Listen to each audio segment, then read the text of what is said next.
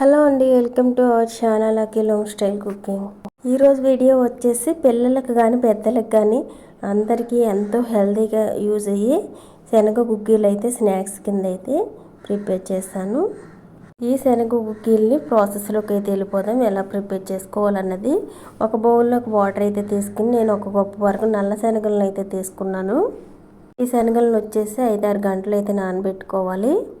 నేనైతే morning నానబెట్టానండి, evening అయితే చూపిస్తున్నాను. ఈ విధంగా అయితే నానిపోయాయి. ఇప్పుడు వీటిల్లోకి టేస్ట్ తగ్గట్టుగా సాల్ట్ అయితే వేసుకోవాలి. వేసిన తర్వాత స్టవ్ ఆన్ చేసి ఉడకబెట్టేసుకోవడమే. మీరు కావాలంటే ఈ గుగ్గిల్ని 2 విజిల్స్ వచ్చేదాకా కుక్కర్లో కూడా ఉడకబెట్టుకోవచ్చు. నేనైతే డైరెక్ట్ గిన్నెలోని ఏ గిన్నెలో అయితే నానబెట్టానో అదే గిన్నెలో అయితే ఉడకబెట్టేస్తున్నాను. చూడండి, 5 నిమిషాల్లోనే గుగ్గిలు అయితే ఉడికిపోయాయి. ఇప్పుడైతే గుగ్గిలు అయితే ఫ్రై చేసుకోవాలి.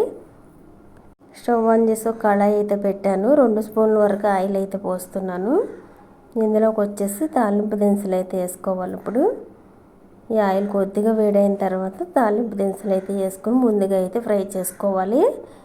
ఒక 1/2 స్పూన్ వరకు జీలకర్ర అయితే వేసాను. ఇలా ఫ్రై చేసిన తర్వాత కొద్దిగా ఇందులోకి 2 ఎండుమిర్చి వరకు అయితే వేస్తున్నాను. ఈ విధంగా 2 ఎండుమిర్చిని తుంచి అయితే వేసుకోవాలి. అలాగే కొద్దిగా కరివేపాకు అయితే వేసాను.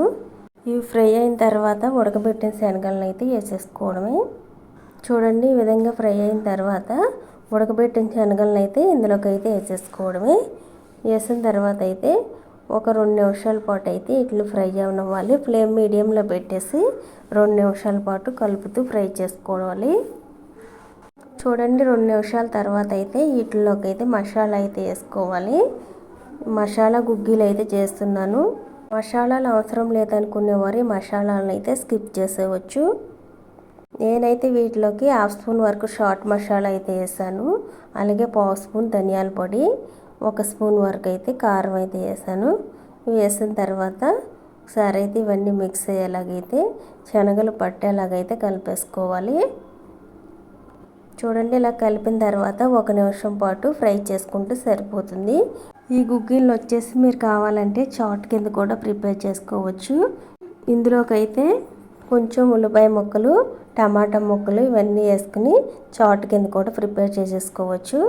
ఇప్పుడైతే నేనైతే ఈ మసాలా గుగ్గిళ్ళు అయితే ప్రిపేర్ చేసేసానండి. ఈ విధంగా అయితే మసాలా గుగ్గిళ్ళని అయితే ప్రిపేర్ చేసేసుకున్నాం.